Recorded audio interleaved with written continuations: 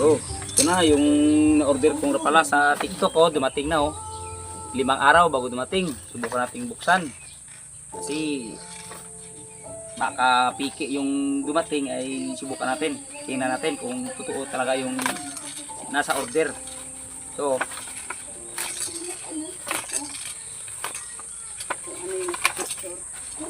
kung ano yung sa picture, baka iba ba? Ay, wow! Ganda, oh. Original talaga yung dumating, oh. Yan, oh. Tunay talaga yung dumating. Makapalaot na. Ilang araw nang hindi nakaraot, susubok ulit. Yan, oh. Baka gusto nyong mag-order, gayahin to, oh. Ang ganda. Sulit. Ito yung rapala na gagaya nito yung nakahuli ng tangigi. Naka 22 kilos. Yan, oh. Ay, naputol yun, naputol. Kaya nag-order ako. Yan, oh.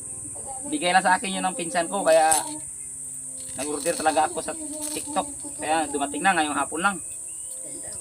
Ganda, oh, tingnan nyo. Yan, oh. Yung price niya ay nasa 1K. Yan. 1K yan, oh. Malaking kanyan, oh. Mga malalaking bunit yung kanyan. Yung mga gamit niya, oh. Yan, tingnan nyo kung gaano kalaki yan, oh. Yan, oh. Kaya kahit gaano kalaki yung isda dyan ay kakayanin. Yan. Ganda, okay.